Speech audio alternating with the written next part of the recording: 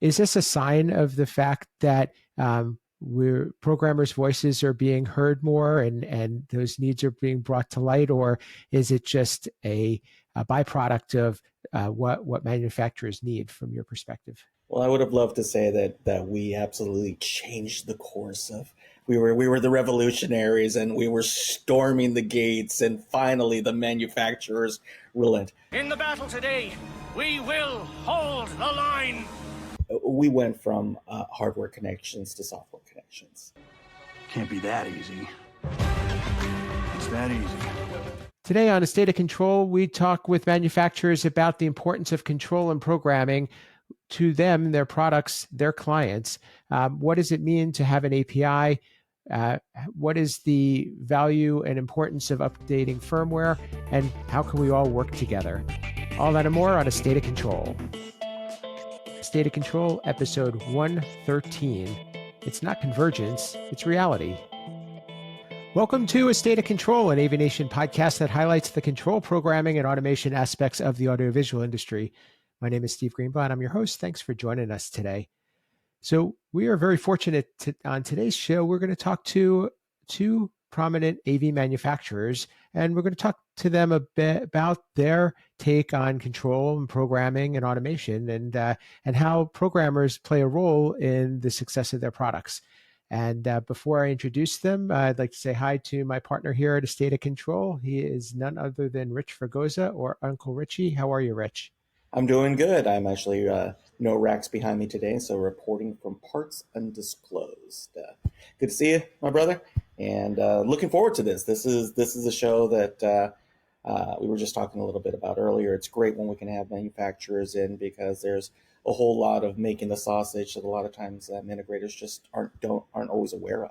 Absolutely. You could have said that we upgraded the studio for you, but so we'll get to it and introduce our two representatives of manufacturers, and they're both new to our show, but they're, I know, fans of AVNation and hopefully of this show. And the first is Tim Troast. He is the VP of Strategy at Legrand. Welcome, Tim.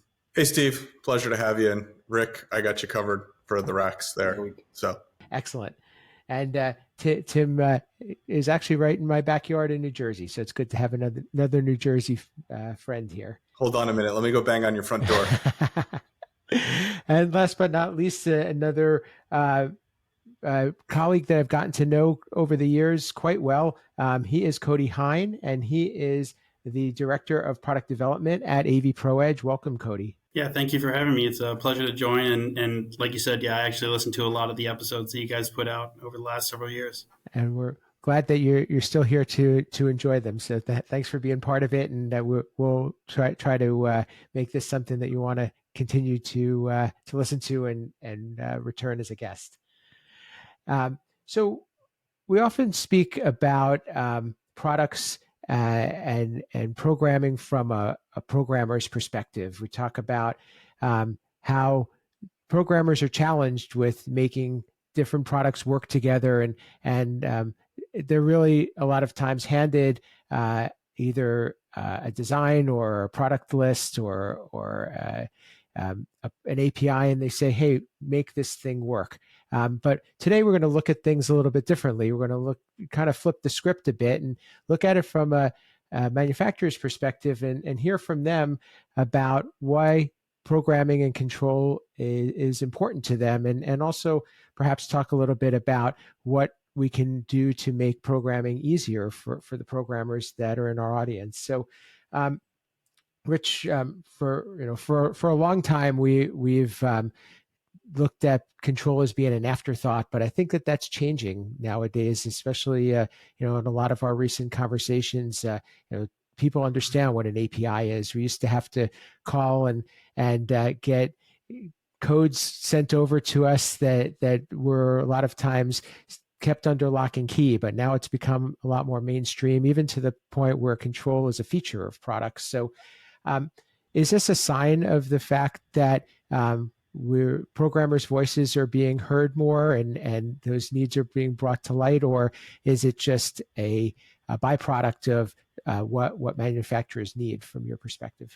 Well, I would have loved to say that we absolutely changed the course of. We were the revolutionaries, and we were storming the gates, and finally the manufacturers relent. We went from hardware connections to software connections. It's like everything we said before, that once software started to eat the world, the manufacturers had, as a byproduct of having to meet the demands of the larger IT sector that's out there. I think that there was a lot of revelations when developing product to go, oh, this actually fits within our API. We can go ahead and mold this in our API because we've already gone down the road of some of these things. I do think that absolutely manufacturers have always wanted to embrace the community and the integrators that they work with. I think that there's just so many hours in the day, and that when you're pushing out product, because a manufacturer still is about product, that's the first thing that they got to get out the door, and making it work within their established parameters. And I think external control has always been something that they want to do, but I think that there's been times where there just hasn't been enough time necessarily to develop it as far as they want. So, it's just an evolution at this point. It's a whole lot easier now to be able to deal with it, given that it's now an IP address, and you can basically say, hey, look, as long as you're an authorized device and I can acknowledge that you're an authorized device, here you go, because you've made it this far. The bigger issue is when we were first dealing with integration is the door was wide open. If you had a serial cable plugged into this thing, or you could figure out the RS-485 connection between the keypad and the controller itself, that was the proprietary technology. That was the way that the devices were communicated. You were literally just tapping on and mainlining that information itself. So, it because there have been a lot of wins in terms of being able to go out and deal with just a computer, right? A laptop interface. Well, a laptop interface isn't going to be entirely too different now than a third-party controller. The UI and the experience may be different, but the bits are the bits at that point. So, I think that we're just finding that sweet spot at this point. We're going to see it accelerate a lot more too. I think it's a good point, Rich. I did a little research this morning in preparation, and I went into Avixa's database, the IOTA database, and saw that control is a $15 billion global market, right? So at that point, it's not optional. It's 10% CAGR. So, exactly to your point, we as manufacturers have the opportunity to not only support the programmer better, but to put better solutions in the marketplace. And building on your comment around the transition to software, is control is one key element, but I also look at device management as another, right? How do we provide the integrator, the programmer, the end user, all of the stakeholders in the food chain, the information about the products that are sitting on their network? I mean, that's the expectation in corporate from an IT leader, right? So I guess following up on that, Tim, it seems like putting devices on the network have really opened that up. That some of these things may not have even been on somebody's radar before products were on the network. Do you agree with that? Yeah, I mean, I think to Rich's point, it's 485 connections, all local, just kind of a nice closed system doing what it does. It's not the way it works. It's a spider web, right? And there's a lot of systems underneath an entire environment that all need to be controlled, managed. They need that interoperability, and that's what the network has broken down for manufacturers. Cody, I'll bring you into the conversation on this from your perspective, and a lot of the products that you do not only live on the network, but they use the network as their backbone.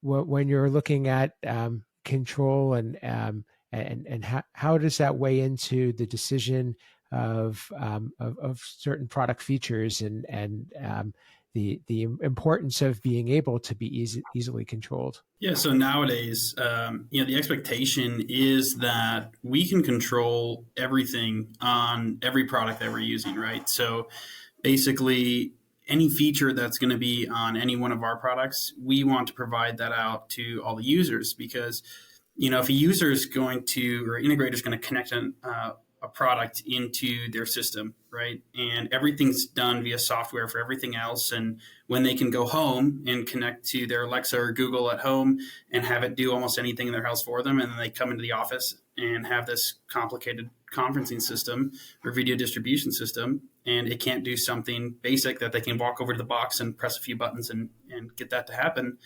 The control becomes a very critical part of the user experience because they need to be able to do everything that they expect it to do. And in many cases, more than what, the end user wants it to do more than what the integrators are originally expecting, right? And so we want to give them full capability to do everything there. And once we have everything on a network, everything can start talking together. And it opens up a lot of opportunity for everyone to get health and metrics on all the devices. What's their signal quality like? Like Tim said, IT management teams want to know who's talking to who, make sure that things are authorized to talk to each other. And security is growing more and more as a concern for AV manufacturers. And that's starting to become something that we have to account for in API. This is Erin Marmoran of EdTech. The world of higher ed AV is growing rapidly. That's why each month we hear from the best and brightest from colleges and universities all over the U.S. Check out EdTech on AVNation.tv or wherever you get your favorite podcasts. Development. Kind of following up on this, and I'll probably ask a similar question to both of you, but I could follow up with you on it, Cody. When you talk about security and you talk about features, and one of the things that comes with is firmware, and I know that's typically one of those taboo words because firmware updates tend to leave a lot to up to question as to what is the outcome going to be and what impact is it going to have. From your perspective, can you share advice to those out there that we'll talk about like what firmware updates mean to you as a manufacturer, but also share pitch a little bit about the importance of applying them. Yeah, so I think if you ask any integrator who's been doing stuff for a long time, you might get some varying responses. But you used to hear a lot of, hey, maybe update the firmware when you install it, but once it's working, don't touch it, right? A lot of people don't want to update firmware once it's running. But now with all the devices living on a network, that actually starts to be a concern for security and puts you at risk if you're not updating to fix security issues. You don't want to have a device that's sitting on your network that's running something old that someone might accidentally be able to do something malicious with, right? So I think firmware updates in general are a good security practice, but it also allows us to add and modify additional things. Firmware updates now being done over the network are a much more real possibility and makes it a lot easier for manufacturers to deploy updates that give you more options for APIs, so you can do more things with your product, add new features. I think in general, as long as you're paying attention to what the notes are for the firmware releases, check the change logs, make sure it's addressing something that you need or that you want, or general security issues, and watch for any caveats of, hey, maybe these features have a slightly different behavior, or maybe the API call changes a little bit because they found that they need to make some tweaks to improve performance. If you're reading those notes and you're paying attention, don't just blindly push everything. I think it's a good practice to stay up to date, on a semi-regular basis. And that's a pretty common IT practice nowadays too. They'll keep an eye on that. Tim, similarly, from a manufacturer's perspective, can you share any best practices or advice to people that may not be used to updating firmware and the being prepared to support it and ensure that everything goes smoothly? I laugh because Cody's comment on firmware is basically what powering devices was years ago. Never shut the AV system down. It might not come back up. It might not function, right? And I think the world the technology has gotten better. That's a lot more reliable. But as a manufacturer, we have to think about the life cycle of the product and the expectation of an installation lasting 5 to 7 years. That's pretty much what my expectation is for a general AV system, whether it be a simple conference room, sophisticated digital signage installation, a broadcast studio. Those things are all getting replaced. So it is going to have a life cycle. We are constantly looking at those firmware updates, as Cody said, for security threats. ISO 27001 is a big initiative in our organization to ensure that we are providing all of our customers the level of security that they expect out of our devices. But it's certified drivers, in my mind. We want to be certified to the ecosystems we connect to. We have to make decisions as a manufacturer where we're going to play, who we're going to connect to, and recognize there's some walls around those, because the maintenance of many connected devices is a much bigger mountain to climb than it ever has been before. And the more protocols you have, the more APIs have, it just exponentially increases the workload on the product lifecycle team in the organization. So we're constantly looking at how do we maintain the relationships in those ecosystems with the certified partners so that they are performing regression testing just as we are. Because the other element of it is we're only as good as the environments we connect to. And if the connected environments aren't communicating back to the manufacturers of devices that use those environments, there's only so much we can do. And that two-way relationship enables us to go through the testing, communicate transparently with all the parties involved, and ensure ultimately that the system as deployed performs as it was intended to, regardless of the number of firmware updates that are done and who's doing those firmware updates. Tim, you said there the transparent communication between all parties involved. That's a very important part, right? And so if you're changing firmware, or if someone's got to do an update on some control system that now behaves differently, or there's a driver modification for a system that's out there, all of those changes are really interconnected through our APIs, right? And so all of those need to be in sync in order for a good user experience and for stuff to not break. And so being able to communicate that and putting a priority on that is really, really important. Well, and I go one step further with that is manufacturers have tried to keep their ecosystems very closed. We'll only talk to the people we want to talk to. And that's just not the way the world works anymore. Your Alexa, Echo example and others is the life that we live. Now, we've all had bad experiences personally and professionally with all these connected devices, but the AV industry has to open up. We have to recognize that once we got on the network, we are IT. It's not convergence, it's reality. And you need to abide by the principles that every IT manager leader deploys in their organization. Yeah, we've experienced that recently. AVPro's growing a lot in the commercial market over the last couple of years. And we come from a more residential background where you're typically on a more isolated network. The installers don't have the structured IT requirements that a corporate network has. And that's something that we had to grow and adapt to as well. So we've made a lot of improvements for security practices and items like that. And we're still looking to grow.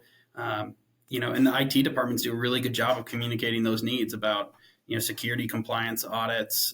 They want to know the API information that's going to be on their network and what to expect so that they can detect if it's, maybe there's some abnormal communication out to your device, and so documenting those types of things and providing that openly to everyone, not just the dealers that you're working with, so people can go in and verify that, hey, this is on my network and this is legitimate and this is what I'm expecting.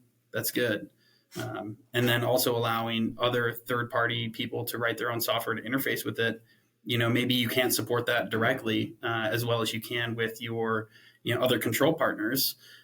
But at least now other people have an option to say, hey, something broke, or I have a different system that's unique, and you're not going to be stuck trapped with only something that the manufacturer is providing, with only working with their only gear.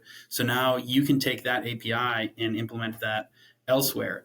And so we need to be aware of that as manufacturers, that, hey, even though we want to prioritize, working with our trusted partners, we still need to allow for users to kind of wander off on their own and do something special and do something unique when they need to. Rich, I'll pull you back into this a bit. So a lot of what was just said, I think, are go really consistent with the themes that we've been discussing for some time about the fact that everybody needs to work together and collaborate more, and how working with an API is not just about one particular platform or not about just two things working together, but it needs to be more open and universal, as discussed. To talk a little bit about the challenges that some programmers could face when they are working with a new product that may have a very well-equipped API, but they just don't have the either time or resources to be able to integrate it, and what that looks like in terms of what manufacturers need to know about that. Well, there's a lot right in that question. I would have been better off just listening to Tim and Cody for the next 10 minutes. Part one, and kind of what I got from this, which was, again, it's kind of was always in the back of my head, but was reiterated. It's for manufacturers, it's exposure, right? They've got a device that may be connecting to some sensitive systems, and you say in corporate IT or education or banking or anything like that. And first and foremost, the responsibility of the manufacturer is to that end user to make sure that they are not the weak point of entry, which then means that with the integrator, not necessarily are you treating the integrator as another weak point, but you have to account for just what we were talking about right now, somebody who doesn't know what they don't know, right? The purpose of security, right, is not to be easy. The purpose of security is to be secure and to make sure that everything falls within line in the event of something happening. And then again, it's not something that anybody ever likes talking about, but you have to plan for it. And then you have to kind of take a look and say, okay, if there's a breach, how did it happen? Where did it come from? Was it something that we just kind of went, yeah, the integrators are good guys, we know that they won't do anything, but you can't plan necessarily for if somebody's in a just got to get the job done approach and cuts corners. That's all well and good for the integrator, but that doesn't help the manufacturer, and that's what causes the manufacturer to say, nope, we're not doing this. We're not allowing for this because I'm not handing a toddler, a puppy and 2 cups of espresso. It's not happening today, right? And so, from the integrator standpoint, 1 is researching your product. 2 is collaborating. 3 is, it's tough because a lot of times the programmers just handed this box. Say, just make it work, right? Oh, and by the way, in 2 weeks they've got the big all hands meeting. So, good luck with that, and let me know when you're done. You have to get in front of it as much as possible. And honestly, how do you do it? You go to the trade shows, you meet the manufacturers, you meet with engineering, you try to get at least as much of the front end information as you can, and you work your way through. And then you work with trusted partners, or if you're in over your head, we're now getting to the point, especially like with security and authentication and again, that layer of security, I already know that one's the one that's above my pay grade. When I need something that has some very secure socket connections or authentication or keys or things like that, I work with somebody, because at that point, I know I'm outside of my skill set. It's required, but my skills and what I'm being brought in for, that's where I focus on. And then I collaborate and bring somebody in so that we can do it, so that the end result is there. It is to the point now, especially, the control system programming, just because of the nature of the way that the tools were built, was often a solitary affair. It was a guy and a laptop sitting on a paint bucket in a construction zone, right? It is every cliche that's out there. But now with the tools, and we're even seeing it for manufacturers, where we've got multiple programming languages that can make it into the control processor, where you can have true collaboration, and you can have somebody working on the security socket, you can have somebody working on part of the communication layer. You can have somebody else working on, an AV over IP section of it, or, and you can bring them all together and bridge it. And so what I'm seeing is that there's going to be a need more so for integrators to say, you know what, this is outside of my skill set. And it's okay to partner with others. It's okay to say, hey, who has worked with this, and building relationships to get the job done. Everybody wins, but it's a hard one. And again, because it's a solitary pursuit, it's very hard sometimes to reach outside yourself to say, okay, I've got to play well with others. And again, in the same way that we expect the manufacturers to do it, we have to be willing to collaborate with others and also bring that back to the manufacturer and say, hey, because they really do love that information. Manufacturers, the hardest part, we always say, right? Tech support and people only get called when everything's wrong, right? Oh, your product didn't do this, blah, blah, blah, blah, blah. But if you're a trusted partner who comes in and said, here's what we ran into, here's how we fixed it, here's the things that we suggest, here are the things down the line can go through, and can provide the tools to say, here's how we did it, maybe there's better ways to do it down the road, the manufacturers will listen to it. We're still people. And they'll go, hey, great, you brought me solutions. You didn't bring me just the problem and fix it. I don't care what it is, right? But if you're walking in and looking to be a solution provider with the manufacturer, you'd be amazed how far that goes. I think you bring up a couple of good points, and the latter I'm going to really key in on as we wrap up. But the first part about it is that the way we approach programming and control and even AV integration these days has become a collection of specialists as much as it has, rather than just being one generalist to do everything. And I think what you're referring to is important to understand. And some of the conversations that we have regarding an API, when you're working with somebody who is entrenched in it, they think it's a no-brainer. But a lot of AV programmers are it's just not what they're focused on. But the second part, which I'd like to get both Tim and Cody to key in on, is how can programmers help you? How can those that are in the field working with products, how can we make this more of a collaboration? Because I think that we're all trying to accomplish the same thing, but a lot of times, and what we try to do on this show is just bring light to the voices of programmers. So if you have an audience, you do have an audience now to talk to, what would you ask of them? Tim, I could start with you.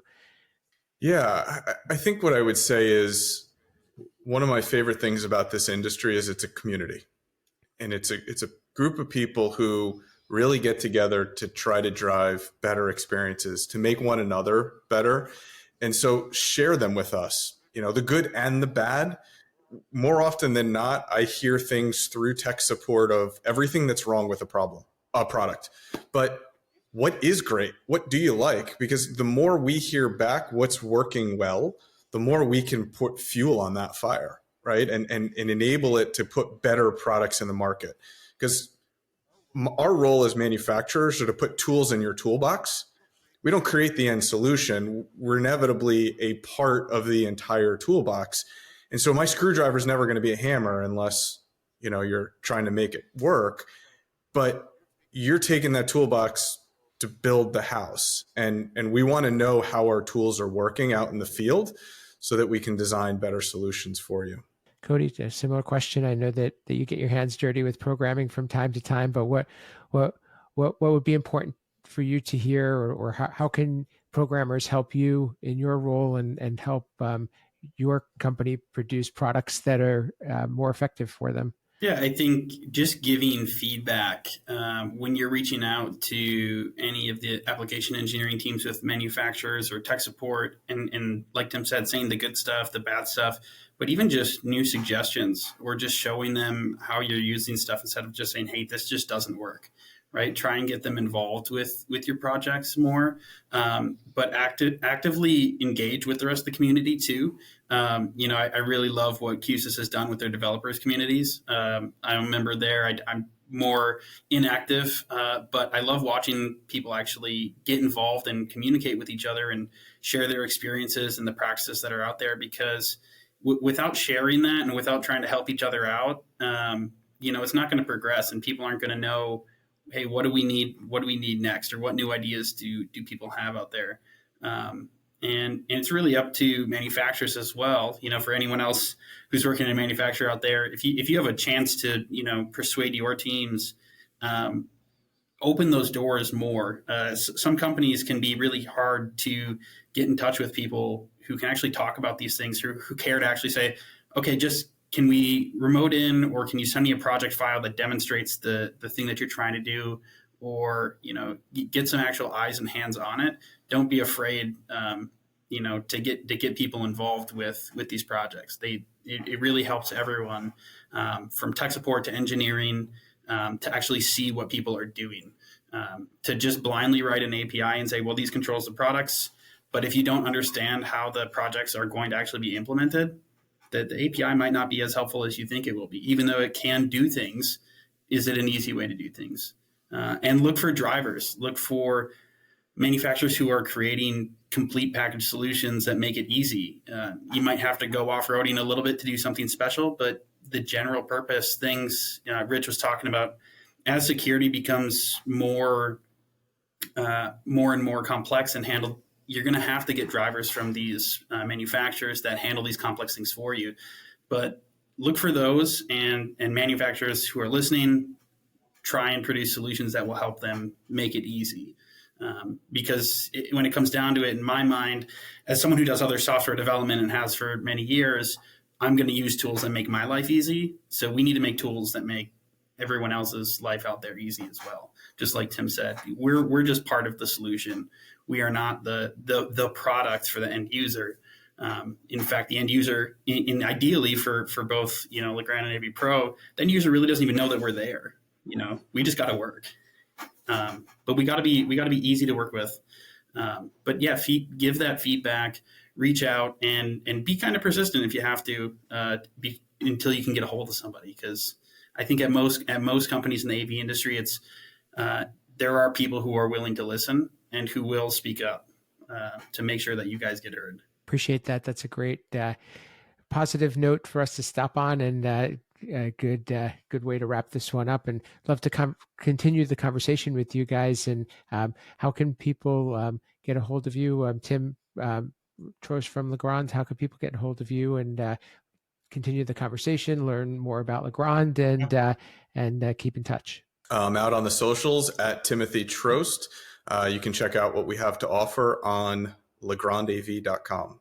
And Cody Hein from AVPro, thanks again for joining us and supporting our show. How can people get in touch with you, learn more about AVPro Edge, and continue the conversation? Yeah, so I'm on LinkedIn, Cody Hein, and I am on Twitter /X now, but I'm not very active. So you can find me at Cody M. Hein on there. And then avproedge.com. You can find a lot about our different products on there. And Rich, how can people get in touch with you and learn what you're up to, and any final words that you wanted to share? This is great. The information that we just had, presented is awesome. Because if you can't make it to a trade show, this is the kind of information that you really should be knowing. And it's great because, as we have Tim and Cody on here, you can say, hey, it's how you on the show. And when you do walk up to a trade show and getting to know the people. And again, there's manufacturers will advocate for you if they feel that you're advocating for them as well. It is that connection. But if you want to find me, you can find me on the interwebs. You can type in my name at our Fregosa. You can find the company at fregosadesign.com. But first and foremost, as I always say, I hope the place you find me the most is here on AVNation.tv and our suite of shows, especially here with my partner, doing great stuff as always, as well as all of our others covering all of the verticals in our markets. Just heard you on Resi Week, so always a good listen. And for me, you can reach me at Steve Greenblatt on social media, and my company Control Concepts at controlconcepts.net. But as Rich said, please support the show. Let us know what you think. Leave us a rating, review, share your favorite episode.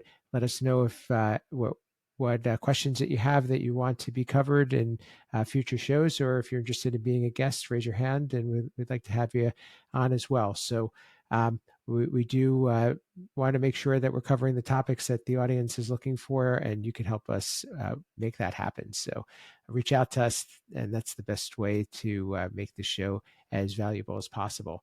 And AVNation.tv is the place to go. So please check out the show and all the others, as well as the supporters of AVNation. Let them know that you're thankful that they support this show and all the others as well, so we can keep bringing some valuable content. We'll also be at ISE coming up very shortly, so please look for us as well as the manufacturers on the show, and hopefully we can have some face-to-face time. And with that, this has been A State of Control, the network for the AV industry. What are you listening to? This is AV. This is AVNation. This is AVNation.